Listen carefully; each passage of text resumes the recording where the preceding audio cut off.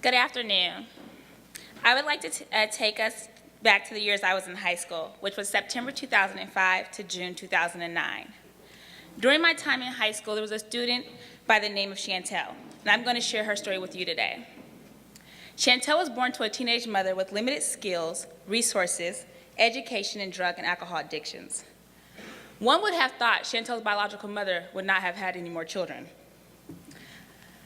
But Chantel's biological mom thought differently. She had 3 additional children by the age of 21, which left Chantel responsible for herself and her siblings. She would lay out their clothes for school, take them to church on Sundays while her mother stayed home. Clearly, her mother was not ready to be a parent, and Chantel did not realize that until she was much older. Growing up, Chantel always wanted healthy relationships with everyone. She was friendly, depending on who you ask, and a helpful person.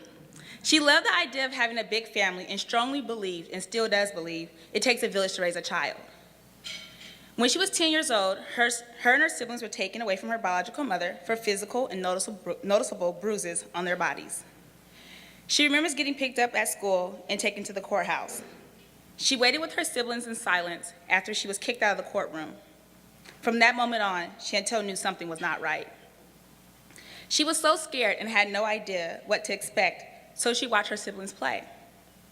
About an hour later, Chantel's biological mom soon came out of the courtroom crying. She hugged and kissed her children goodbye. Chantel believed that was the end of her world because she was losing those she loved and cared for the most. The children's assigned caseworker had a placement for Chantel and her sister, but not the younger two. As Chantel cried and prepared to leave her youngest 2 siblings, she quickly went to her pockets and gave her siblings her last few dollars. From that moment on, they were all split up forever. When Chantel moved to her first foster home, she had a difficult time adjusting. She was concerned about her siblings and almost refused to learn how to be a kid. She had to learn how to go on bike rides with her friends, climb trees, play truth or dare, and other kiddie games. She had to reclaim her identity, which she did not fully regain until she was out of her teenage years. I'm not going to go into great details about Chantel's school years prior to De La Salle for the sake of time. What I will say about Chantel is that she completed elementary and middle school with excellent grades. But Chantel always performed well. Her weakness in school was keeping her lips sealed, especially when one of authority was disciplining her or when she felt her or her siblings were not receiving the respect they deserved. Chantel would have been a great lawyer. From her early age, she was always advocating for others and what she thought was right. She entered De La Salle with many challenges. She was not used to teachers being concerned about her well-being.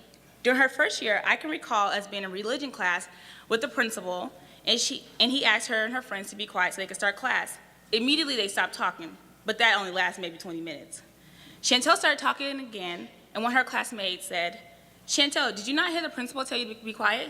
And as sassy as possible, Chantel says, "I don't care if he was the president of the United States of America." That's not the only time Chantel was sassy. She continued to think she ran things.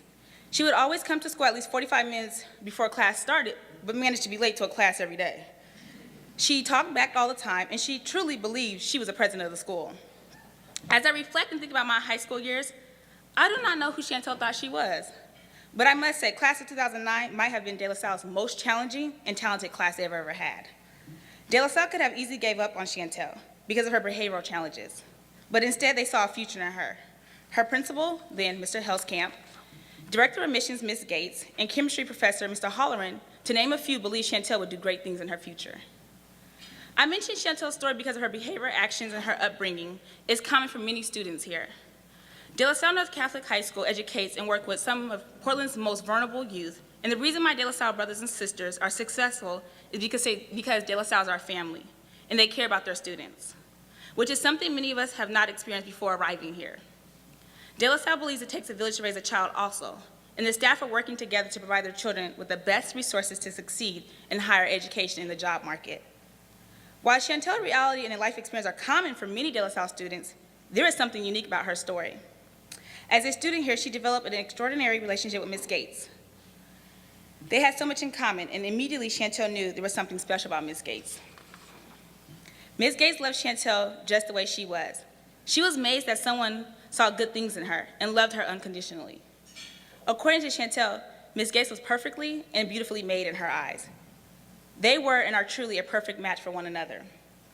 I am convinced that Chantel could not have met a better woman as a mentor. During Chantel's years at Spelman College, her relationship with Ms. Gates changed. At the age of 21, Chantel was adopted by her idol. I believe Chantel's first and maybe only idol is Ms. Gates. Chantel believed Ms. Gates was perfect, and Chantel always thought highly of her. Chantel was forced to find a new family during her sophomore year in college, and thankfully, Ms. Gates, as always, came to rescue her. On July 28, 2013, this past summer, Chantel was adopted and named Natalie Janine Gates. Some may wonder why I told my story the way I did. Why didn't I focus on my college experience at Spelman College or American University?